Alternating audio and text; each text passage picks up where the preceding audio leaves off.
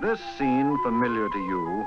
Not the street, for perhaps you have never visited that coffee house where a learned sheikh sometimes tells the old stories of Nasr-ed-din Hodja. But this scene of two candidates for an election arguing the issues in public.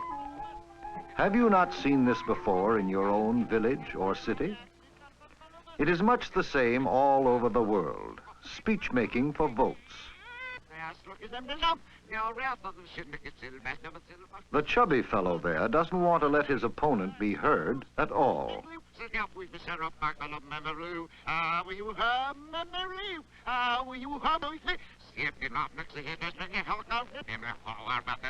all agree, don't you? You don't believe them, do you?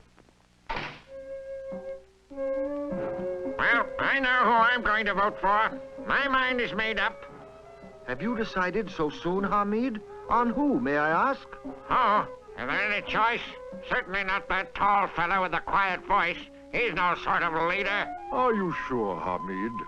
The tall fellow, as you call him, hasn't had a chance to speak out there. I know him.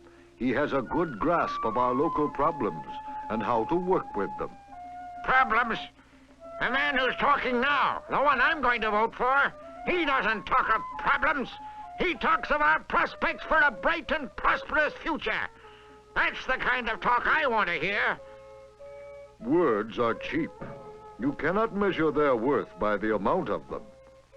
I have made up my mind, Effendi. And all the members of my party, all my true friends will vote the way I do. You and your friends would be perfect victims for the donkey broker.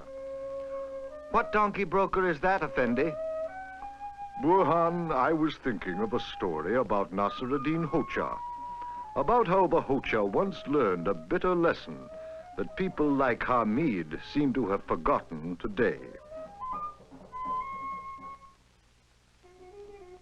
100 stories of the Hodja's wisdom, humor, and sometimes of his foolishness have come down to us over the generations.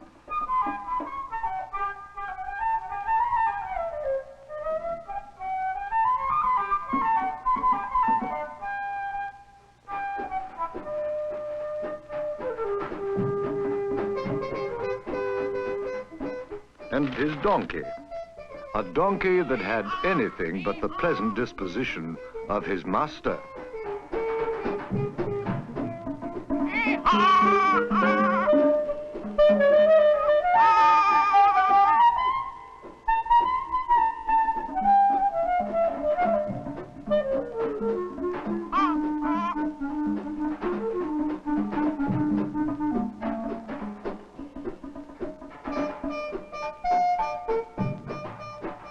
One afternoon, Nasr-ed-din set off for the marketplace at the gate of the city when a friend stopped him. How now, Hodja? Market day isn't until tomorrow. I know. At the rate this stubborn donkey travels, it will be tomorrow before we get there. At the big city market, the Hodja turned his donkey over to a broker who offered it for sale. One customer, wishing to find out the donkey's age, tried to look at its teeth.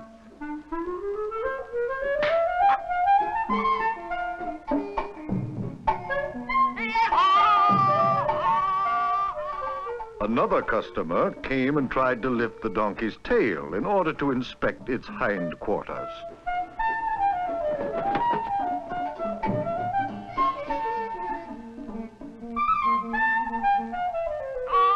Finally, the donkey broker had to advise the Hodja. It is no use, sir. No one will buy your donkey. It bites and kicks whenever it gets a chance. The Hodja tried to turn the situation into a joke. I know. As a matter of fact, I did not really bring the donkey here to sell him, but to let all my friends see what I have to put up with.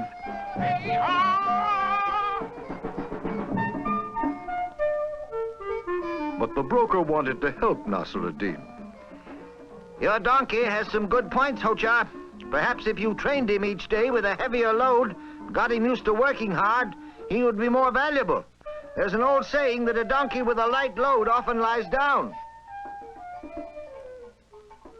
Nasr-ed-din was considering these quiet words of advice when a second donkey broker, full of praise for the donkey, asked, even demanded, that the Hodja allow him to put the donkey up for sale. The Hodja was dumbfounded and confused, but this newcomer was so sure of himself and spoke so positively. This broker carefully turned the donkey's best side toward the crowd and tied him with heavy ropes on a raised auction block where nobody could get near him. Here, here, here, come on closer, everyone, take a look.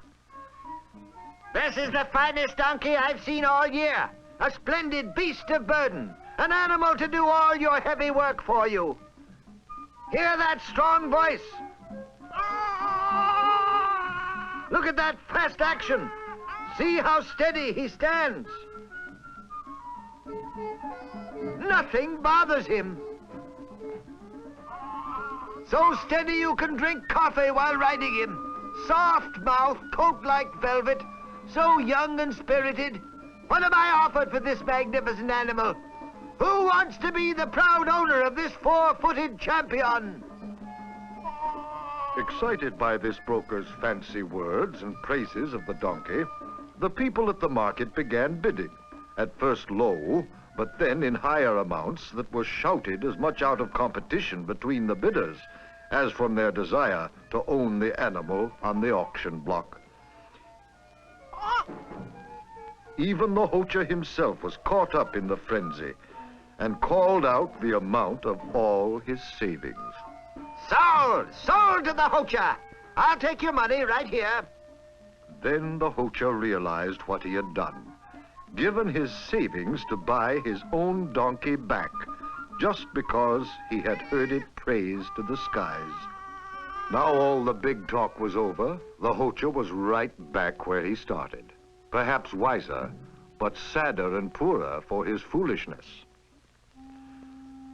The lesson of that Hodja story should not be forgotten today, my friends. The people to put trust in are those who are honest in their advice, not those who speak in the loudest voice and make big promises. Not only in our town here, but in our country, and even in international affairs, I think the same bit of wisdom from long ago holds true. What do you think?